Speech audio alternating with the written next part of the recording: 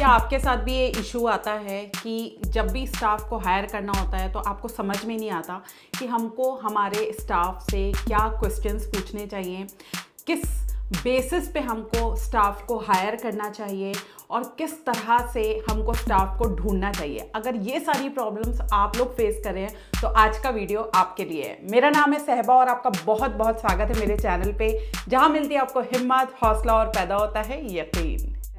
बस हमें थोड़ी सी हिम्मत दिखानी, अपने आप को खुश करिए और अपनी डेली लाइफ रूटीन में आपको लेकर। सो आज इस वीडियो में आपको कंप्लीट हायरिंग प्रोसेस जो है एक्सप्लेन करने जा रही हूँ, तो वीडियो को एंड तक ज़रूर देखिए, क्योंकि अगर आपने बीच में थोड़ा सा भी वीडियो जो है स्किप कर दिया तो आपका जो प्रोसेस है वो बिगड़ सकता है।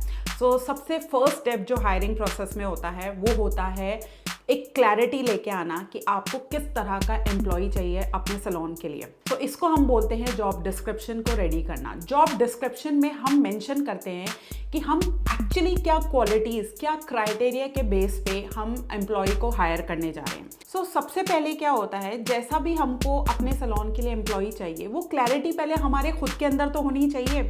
मैंने बहुत सारे सैलून ओनर्स से बात करके समझा है कि ज़्यादातर सैलून ओनर्स जो हैं वो गलत एम्प्लॉय हायर कर लेते हैं बिकॉज उनके खुद के अंदर क्लैरिटी नहीं होती कि वो क्या खोज रहे हैं, क्या ढूंढ रहे हैं, राइट। और जिसकी वजह से पूरा जो हायरिंग प्रोसेस होता है वो पूरा जो है वेस्ट चला जाता है, ख़राब हो जाता है। तो हमें सबसे पहले यही देखना है कि हम कैसा एम्प्लॉय खोज रहे हैं, हमें क्या क्वालिटीज़ चाहिए, हमारे जो क्राइटेरियाज़ हैं वो पहले क्लियर होने चाहिए। उसके बाद हम जो है एम्प्लॉय का इंटरव्यू या उनको ट्रायल पे बुलाएंगे। पहले क्लैरिटी यानी हमको होनी चाहिए। अब क्लैरिटी कैसे होगी, आप एक पेन और पेपर लीजिए। सो सबसे पहले ना आप जॉब टाइटल लिख दो। जॉब टाइटल मतलब कि आप हेयर ड्रेसर ढूंढ रहे हो, ब्यूटिशियन ढूंढ रहे हो, पेडिक्योरिस्ट ढूंढ रहे हो, मेकअप आर्टिस्ट ढूंढ रहे हो, तो ये आपको क्या करना है, जॉब टाइटल के अगेंस्ट लिखना है, ठीक है। फिर उसके नीचे आप लिख लो एज, जो भी एज का बंदा आपको चाहिए, जो भी एज का एम्प्लॉय आपको चाहिए वो क्लियर कट लिख लो कि आप 20 से 30 साल के बीच में एम्प्लॉय ढूंढ रहे हो, 30 से 40 साल के बीच में एम्प्लॉय ढूंढ रहे हो, 40 से 50 साल के बीच का एम्प्लॉय ढूंढ रहे हो, आप किस एज का एम्प्लॉय ढूंढ रहे हो। अच्छा, मैं एज पे इतना क्यों एम्फेसिस कर रही हूँ, क्योंकि बहुत बार ऐसा होता है कि अगर कोई कम एज का एम्प्लॉय हम रख लेते हैं तो वो हमको इनएक्सपीरियंस मिलता है, राइट, उसका बहुत ज़्यादा एक्सपीरियंस नहीं होता। अगर हम बहुत ज़्यादा एज का एम्प्लॉय रख लेते हैं तो वो थोड़े लेजी और उनको अपनी चलाने की आदत होती है। तो इसलिए कह रही हूँ, अगर आप इन सब चीज़ों से कंफर्टेबल हो, कोई इशू नहीं है, आप चाहे किसी भी एज का रखो या आप मतलब उसको ओपन छोड़ दो। लेकिन अगर आप पर्टिकुलर हो कि नहीं भाई मुझे तो मान लो 25 से 35 साल के बीच में ही चाहिए, तो आप उस चीज़ को ना क्लैरिटी के साथ लिख दो कि एज क्राइटेरिया है 25 to 35 ईयर्स, ठीक है। हायरिंग प्रोसेस का स्टेप नंबर 2 है इंटरव्यू क्वेश्चंस। बहुत गड़बड़ करते हैं सैलून ओनर्स, वो सोचते हैं कि they are well prepared for the interview, और जब इंटरव्यू के लिए या ट्रायल के लिए जब हमारे पास एम्प्लॉयज़ आते हैं तो हम एकदम ब्लैंक होते हैं, हम उनसे ज़्यादा कुछ पूछ ही नहीं पाते क्योंकि हम वेल प्रिपेयर्ड नहीं होते। भाई मेरी बात सुनो, समझो कि जो एम्प्लॉयज़ हैं, ज़्यादातर आप लोग क्या कंप्लेन करते हो कि मैम हम एम्प्लॉयज़ रख लेते हैं, वो इंटरव्यू के समय पे इतना झूठ बोलते हैं, हम विश्वास कर लेते हैं, बाद में जब हम उनका काम देखते हैं तो वो अच्छा काम नहीं करके देते और 0 बटा सन्नाटा निकलता है। तो ये क्यों होता है? ये आप ही की मिस्टेक है, उनकी मिस्टेक नहीं है, ठीक है। वो वेल प्रिपेयर्ड हो के आए हैं, ठीक है, आपको बताने के लिए, बट आप वेल प्रिपेयर्ड नहीं हो, उनसे प्रॉपर क्वेश्चंस आप नहीं कर पा रहे हो, जिसकी वजह से आप जो है रॉन्ग कैंडिडेट सेलेक्ट कर लेते हो और फिर आपको नुकसान होता है। तो क्या करना है, हमें जो भी क्वेश्चंस हम पूछने जा रहे हैं वो पहले हमें खुद को तो क्लियर कर लेने चाहिए कि हमें क्या पूछना है, ठीक है। और इसी प्रोसेस में हमें पता चल जाता है कि ये जो कैंडिडेट है, ये जो एम्प्लॉय है, ये राइट फिट है या नहीं हमारे लिए। अगर वो हमारे लिए राइट फिट नहीं होगा, हमको समझ में आ जाएगा। क्यों? क्योंकि हम इस तरह के क्वेश्चंस प्रिपेयर कर रहे हैं कि झूठ बोलने की गुंजाइश बहुत कम होगी और एग्जैक्टली जो हम खोज रहे हैं अपने कैंडिडेट में, अपने एम्प्लॉय में, वो हम अच्छे से देख पाएंगे, ठीक है। अब आप कहोगे कि मैम क्या इंटरव्यू क्वेश्चंस को हमें प्रिपेयर करना है, तो वो भी बता रही हूँ। देखो, सबसे पहले ना आपको बेसिक क्वेश्चंस की लिस्ट बनानी है। बेसिक क्वेश्चंस में क्या क्या होता है, सबसे आपका क्या नाम है, आप कहाँ रहते हो, ठीक है, आप मैरिड हो कि अनमैरिड हो, एजुकेशन है ये, और आपका एक्सपीरियंस कितना है। सो ये क्या है, ये सब बेसिक क्वेश्चंस हैं, राइट। उन्होंने कहाँ कहाँ काम किया है, यानी आपको ट्रैक करना है उनका पूरा करियर, उन्होंने कैसे शुरुआत करी अपने करियर की, तो ये बेसिक क्वेश्चन में आ जाएगा। फिर आप पूछोगे उनकी जॉब स्विच फ्रीक्वेंसी, यानी कि वो कितने समय में अपने जॉब को चेंज करते हैं। तो फॉर एग्जांपल अगर कोई एम्प्लॉय आपके पास बोल रहा है कि मैं ग्लैम स्टूडियोज़ में काम करती थी या करता था, तो कितने समय आपने काम किया, ये पूछिए। वो कहेंगे 1 साल किया। ओके, उससे पहले आप कहाँ करते थे, तो वो बोलेंगे मैं कट एंड स्टाइल में काम करता था। एग्जाम्पल दे रही हूँ, सब नाम जो है ना ये एग्जाम्पल्स है। तो कट एंड स्टाइल में कितने साल काम किया, उन्होंने कहा कि मैंने कट एंड स्टाइल में 6 महीने काम किया। ओके, उससे पहले आप कहाँ काम कर रहे थे, तो फिर वो बोलेंगे कि मैं जो है एफिनिटी में काम किया। कितने टाइम काम किया, वो बोलेंगे मैंने वहाँ पे 8 महीने काम किया। ओके, उससे पहले आप कहाँ काम कर रहे थे, कि जहाँ से मैंने सीखा था मैंने वहाँ 2 साल काम किया। तो ओवरऑल एक्सपीरियंस मतलब उनका जो है 3 साल का 4 साल का एक्सपीरियंस है। तो क्लियर कट आपको समझ में आ रहा है ना कि 6 महीने यहाँ रहे, 1 साल यहाँ रहे, फिर 8 महीने यहाँ रहे, फिर 2 साल वहाँ रहे। तो इससे क्या है, ये भी पता चल रहा है कि वो बंदा आपके सैलून में भी कितना टिकेगा, यानी कि मैक्स टू मैक्स 1 साल तक टिक सकता है, क्योंकि फ्रीक्वेंसी ऐसी आ रही है। फिर आपको थर्ड क्वेश्चन उनसे ये पूछना है कि वो एक्चुअली क्या खोजते हैं जब वो जॉब ढूंढते हैं, तो किस तरह की ग्रोथ वो एक्सपेक्ट करते हैं सैलून से। सो मैं दोनों तरह की बातें कर रही हूँ। कोई ऐसा एम्प्लॉय होता है जो जल्दी जल्दी स्विच करते हैं, कोई ऐसे एम्प्लॉय होते हैं जो एक जगह पर काफ़ी लंबे समय तक टिकते हैं। तो ये चीज़ आपको कैसे पता चलेगी, जब आप सवाल में से सवाल निकालोगे। तो बेसिक क्वेश्चंस में इस तरह के क्वेश्चंस करना बहुत ज़रूरी है। सो सेकंड क्वेश्चन लिस्ट बनेगी हमारी टेक्निकल क्वेश्चंस की। टेक्निकल क्वेश्चंस में आप उनके वर्क एथिक्स के बारे में पूछोगे कि मतलब जो वो प्रीवियस जहाँ पे भी काम कर रहे थे वहाँ उनका क्या रूटीन होता था, ठीक है, ये टेक्निकल में आ गया।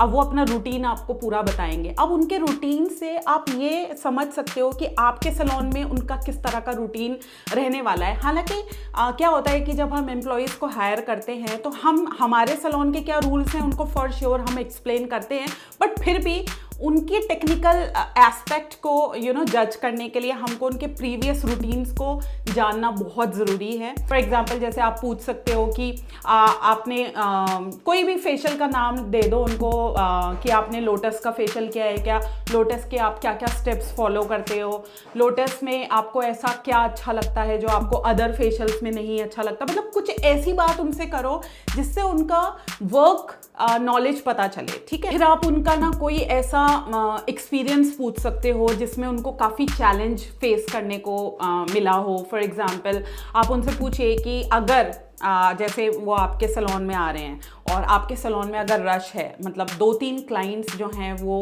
बैठे हैं, एक हेयर कट के लिए बैठा है, एक केराटिन के लिए बैठा है, एक कलर के लिए बैठा है, तो क्या वो हैंडल कर पाएंगे, या उन्होंने कभी ऐसे पिछली जॉब्स में हैंडल करा है इतना सारा वर्क एक साथ। अब वो एक्सप्लेन करेंगे, आपको सब कुछ बताएंगे। अगर उन्होंने करा होगा तो बताएंगे, अगर नहीं करा होगा तो भी बताएंगे। तो हमें स्टाफ से या एम्प्लॉय से या कैंडिडेट से इन बातों को निकलवाना पड़ता है स्मार्ट क्वेश्चंस पूछ के। तो हमको पहले स्मार्ट क्वेश्चंस रेडी करने हैं, पूछने हैं, तभी हमको स्मार्ट एम्प्लॉय मिल पाएगा, ठीक है। अब हम उनकी पर्सनैलिटी को रिवील करने की कोशिश करेंगे, और पर्सनैलिटी के जो क्वेश्चंस होते हैं 1-2 एग्जाम्पल दे देती हूँ। आप उनसे पूछोगे कि आप मुझे प्लीज़ एक्सप्लेन करिए आपके अकॉर्डिंग हार्डवर्क क्या होता है। अब अगर वो हार्ड वर्कर होंगे तो फॉर श्योर आपको अच्छी अच्छी बातें बताएंगे कि उनके लिए हार्ड वर्क मतलब होता है कि कई बार क्लाइंट्स मतलब रश होता है और ओवर टाइम हो जाता है, बट वो क्लाइंट्स को छोड़े बिना नहीं जाना चाहते और वो सबको अटेंड करके जाते हैं, उनको कोई जल्दबाजी नहीं करते। तो that means he is a hard working person.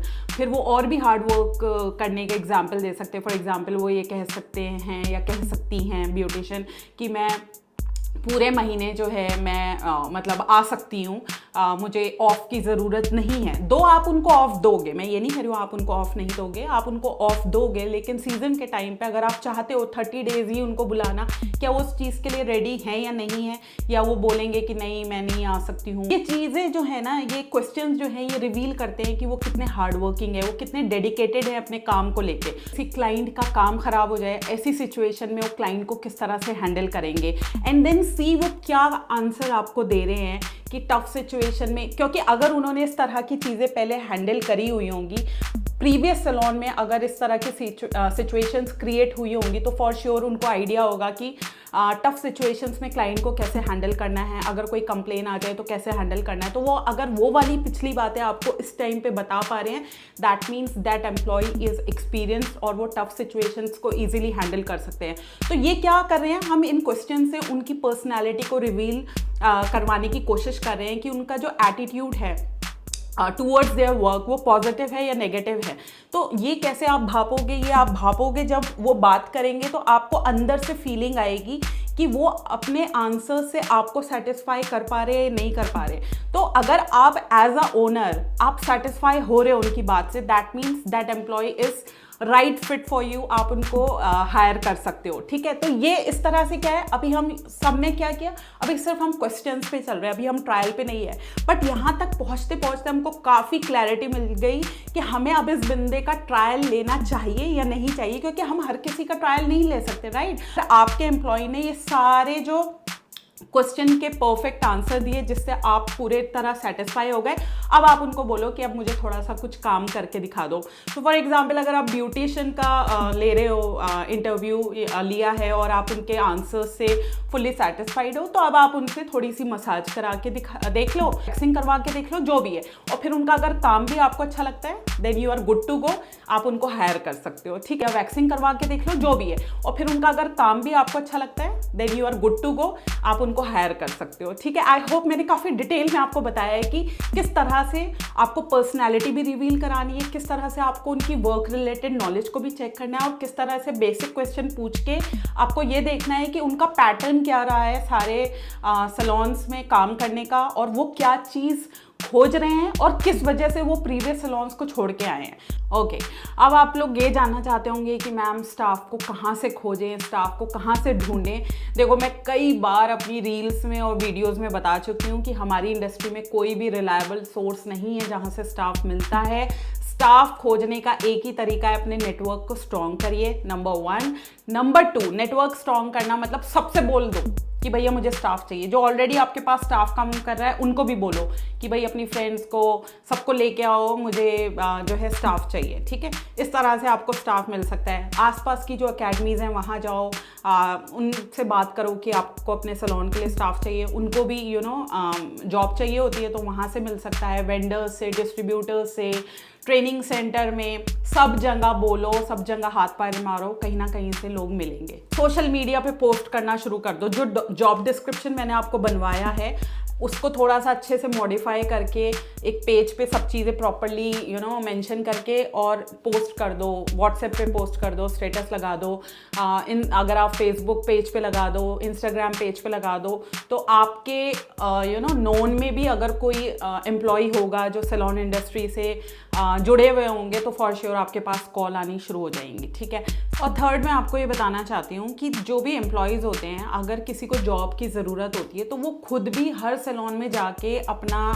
Biodata, अपना रिज्यूमे देते हैं। तो उस बायोडाटा को अच्छे से संभाल के रखिए, एक फ़ाइल बना लीजिए जिसमें आप वो कलेक्ट करते रहो, और जब आपको ज़रूरत पड़े तो उनको आप कॉल बैक करके उनकी डिटेल्स ले सकते हो, और डिटेल्स लेने के बाद उनका इंटरव्यू प्रोसेस के लिए या ट्रायल प्रोसेस के लिए बुला सकते हो। इसी तरह से आपको पूरा स्टाफ मिल सकता है, इसके अलावा कोई और तरीका नहीं है। आई होप मैंने काफ़ी डिटेल में आपको समझाया है कि कंप्लीट हायरिंग प्रोसेस क्या होता है। वीडियो अच्छा लगा हो तो जल्दी से करिए लाइक, शेयर एंड सब्सक्राइब, और दबाइए नोटिफिकेशन बेल, ताकि इसी तरह के वीडियो सबसे पहले आपको नोटिफाई हो। किसी भी डाउट और क्वेश्चन के लिए या तो आप नीचे मुझे कमेंट बॉक्स में कमेंट कर सकते हैं, अदरवाइज आप मुझे मेल कर सकते हैं। मेरा मेल एड्रेस है magicalsaiba@gmail.com, और आप मुझे इंस्टाग्राम और फेसबुक पे भी फॉलो कर सकते हो, उसका एड्रेस है magical_saiba।